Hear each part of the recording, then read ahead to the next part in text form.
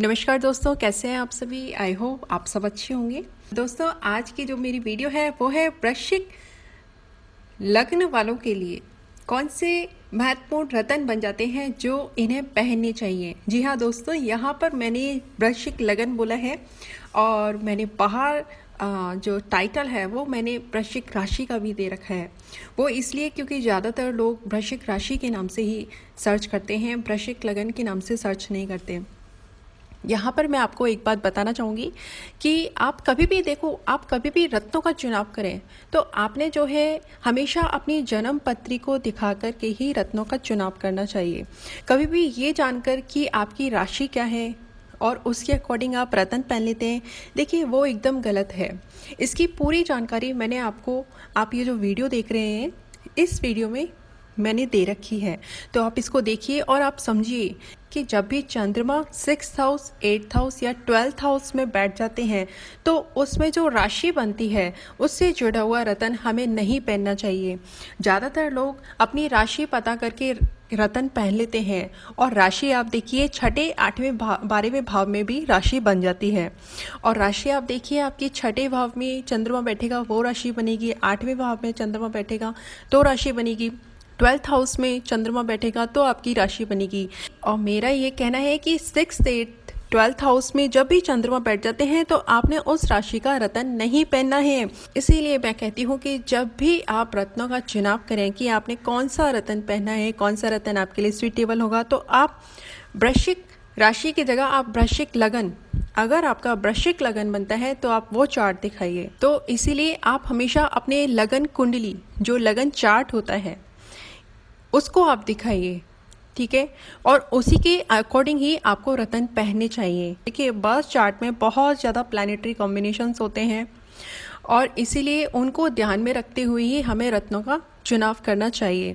तो यहाँ पर अब आप देख रहे हैं ये वृश्चिक लगन की कुंडली है और इसके साथ ही आप बगल में देख रहे हैं जो चार्ट, ये भाव का चार्ट है यहाँ, ताकि आप पहचान सकें कि वृश्चिक लगन में देखिए जहाँ 8 नंबर लिखा हुआ है, 8 नंबर जहाँ लिखा हुआ है वो कौन सा भाव है, पहला भाव। जहाँ 9 नंबर लिखा हुआ है वो दूसरा भाव है और जहाँ 10 नंबर लिखा हुआ है वृश्चिक लगन में तो आप बगल वाले चार्ट में देखेंगे वो तीसरा भाव है। तो इस तरह से आप जान सकते हैं कि ये कौन कौन से भाव होते हैं।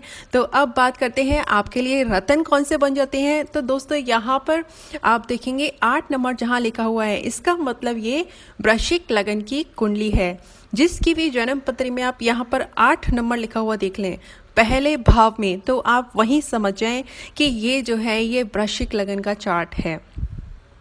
तो अब यहाँ पर देखिए सबसे पहला रत्न आपके लिए वृश्चिक राशि के स्वामी मंगल का बन जाता है। क्यों? क्योंकि ये आपके एसेंडेंट के लॉर्ड हैं, आपके लगन के स्वामी हैं और लगन तो आप खुद हो, यानी आपने सबसे पहले जो स्ट्रेंथ देनी है वो आपने अपने लगन को देनी है।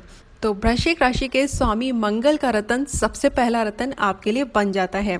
अब बात करते हैं आगे। देखिए दोस्तों, जहाँ पर 4 नंबर लिखा हुआ है वो कौन सा भाव है, आप बगल में चेक कीजिए, 9वां भाव।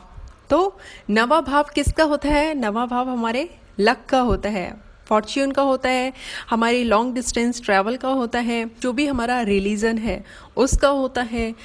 तो यहाँ पर 4 नंबर लिखा हुआ है यानी कर्क राशि आपकी यहाँ पर बनती है।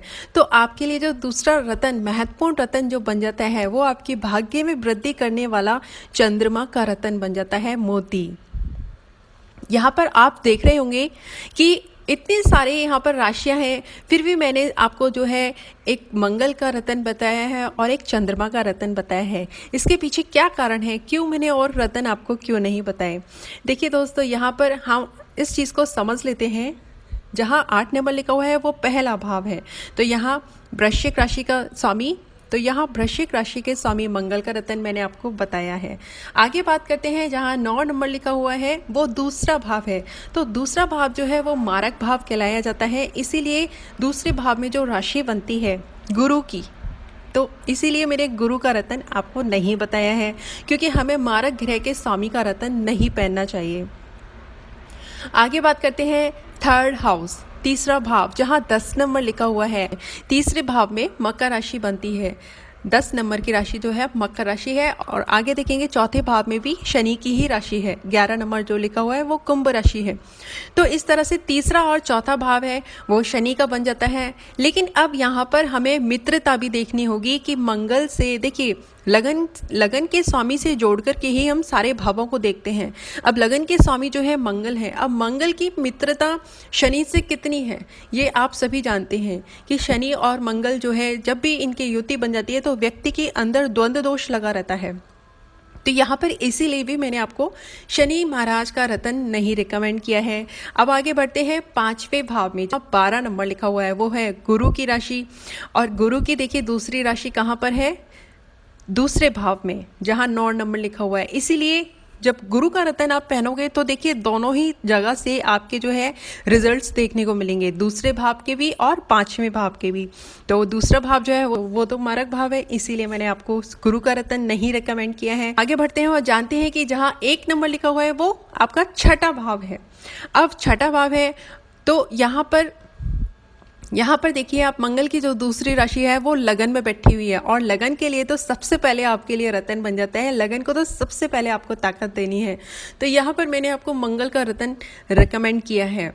लेकिन अब आप सोच रहे होंगे कि यहाँ पर 1 नंबर की राशि जो है वो तो छठे भाव में आ गई और छठे, 8वें, 12वें का रतन तो हमें पहनना ही नहीं चाहिए। तो यहाँ भला हम मंगल का रतन कैसे पहन सकते हैं?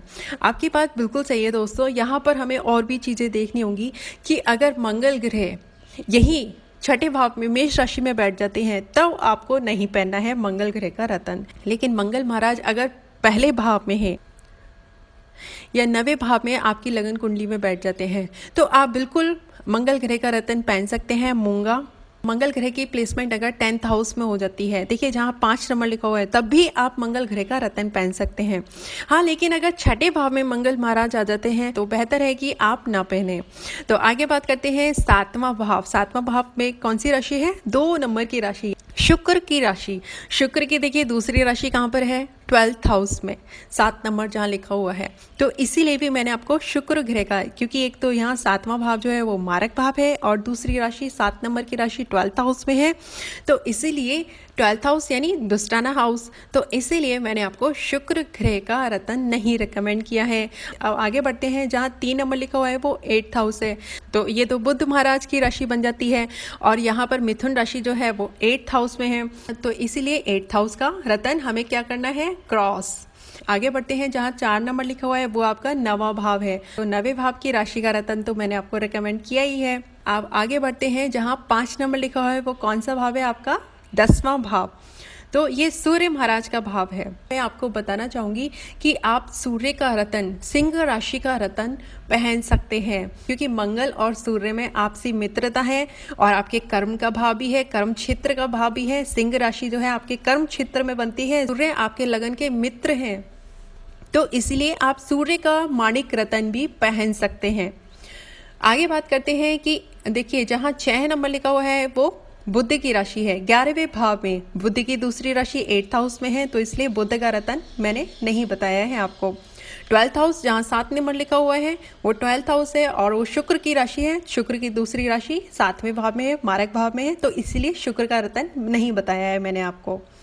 तो यहाँ पर ये मैंने आपको जानकारी दी है कि वृश्चिक लगन वालों के लिए जो रतन बन जाते हैं वो है मंगल ग्रह का मूंगा रतन, चंद्र का मोती रतन और साथ ही साथ जो मैंने यहाँ नहीं लिखा है वो है सूर्य का माणिक रतन। अब आपने क्या करना है, आपको मंगल का रतन कब पहनना है? देखिए मंगल ग्रह का रतन आप मंगलवार को पहनेंगे। मूंगा आपको पहनना है कौन सी फिंगर में पहनना है? ये आपको रिंग फिंगर में पहनना है। और आप इस चीज़ का ज़रूर ध्यान रखें कि आप जो भी रतन धारण करें तो आपने वो है शुक्ल पक्ष में ही धारण करने हैं। अब बात करते हैं चंद्रमा की। चंद्रमा का रतन आपको कब पहनना है? सोमवार को। और ये मोती कौन सी उंगली में आपको पहनना है? ये आपको पहनना है सबसे छोटी फिंगर में। आप राइट हैंड वर्किंग है तो आप राइट हैंड में पहनिए, या आप लेफ्ट हैंड वर्किंग है तो आप लेफ्ट हैंड में पहनिए। पहनना आपको स्मॉल फिंगर में है। अब आगे बात करते हैं सूर्य का माणिक रतन आपको कब पहनना है? देखिए सूर्य का जो दिन होता है वो रविवार का होता है और आप इस रतन को रिंग फिंगर में पहने। जैसे कि आपने मंगल ग्रह का रतन अगर लेफ्ट हैंड की रिंग फिंगर में पहना है तो आप सूर्य ग्रह का माणिक रतन राइट हैंड की रिंग फिंगर में पहन सकते हैं। तो ये रतन है जो आपके लिए महत्वपूर्ण बन जाते हैं। लेकिन दोस्तों एक बात मैं आपको ज़रूर कहना चाहूँगी कि यहाँ पर मैंने आपको बहुत ही जनरल जानकारी दी है, लेकिन हाँ ये ज़रूर है कि आपके लिए, आपके वृश्चिक लगन वालों के लिए जो रतन बन जाते हैं ये बहुत ही खास बन जाते हैं। आपको इसी चीज़ पर ध्यान देना है कि मंगल, चंद्रमा और सूर्य, ये तीन ग्रह के रतन जो मैंने आपको बताए हैं ये 6th हाउस, 8th हाउस और 12th हाउस में नहीं होने चाहिए। अगर होते हैं तो बेहतर है कि आप रतन ना पहने, लेकिन फिर भी इसके आगे मैं यही कहना चाहूँगी आप अपनी जन्म पत्रिका अवलोकन जरूर करा लें। तो इसी के साथ मुझे दीजिए इजाज़त। मेरी वीडियो देखने के लिए आपका बहुत बहुत धन्यवाद।